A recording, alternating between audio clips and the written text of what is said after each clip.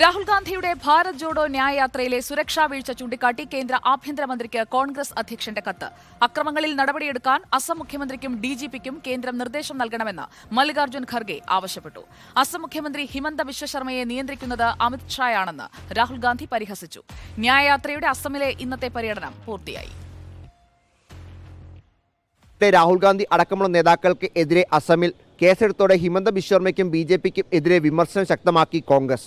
ന്യായയാത്രയിലെ സുരക്ഷാ പ്രശ്നങ്ങളും അക്രമങ്ങളും ചൂണ്ടിക്കാട്ടി മല്ലികാർജ്ജുൻ ഖാർഗെ അമിത്ഷായ്ക്ക് കത്തയച്ചു. അക്രമം നടത്തുന്ന ബിജെപി പ്രവർത്തകരെ സംരക്ഷിക്കുന്ന നിലപാടാണ് പോലീസ് സ്വീകരിക്കുന്നത് എന്ന് ഖർഗെ കുറ്റപ്പെടുത്തി.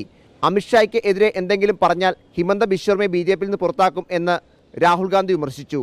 അക്രമത്തിന് പ്രവർത്തകരെ പ്രേരിപ്പിച്ച ശേഷം രാഹുൽ ഗാന്ധി യാത്ര കാറിലാക്കി എന്ന് ഹിമന്ത ബിശ്വർമ പരിഹസിച്ചു. ന്യായയാത്രയ്ക്കെതിരെ കേസെടുത്തത് മുഖ്യമന്ത്രി തന്നെ സമൂഹ മാധ്യമങ്ങളിൽ കൂടി പറഞ്ഞത് അസാധാരണ സംഭവം എന്ന് കെ.സി. വേണുഗോപാൽ വ്യക്തമാക്കി. ഒരു മുഖ്യമന്ത്രി കേസ് രജിസ്റ്റർ ചെയ്യാൻ ആവശ്യപ്പെടുന്നു DGPയോട്.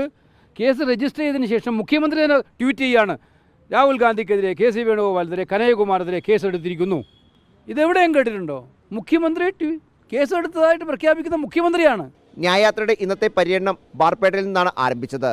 ബാർഗണ്ടയിൽ പൊതുസമ്മേളനത്തിൽ രാഹുൽ ഗാന്ധി അഭിസംബോധന ചെയ്ത് സംസാരിച്ചു. റിപ്പോർട്ടർ, ദില്ലി.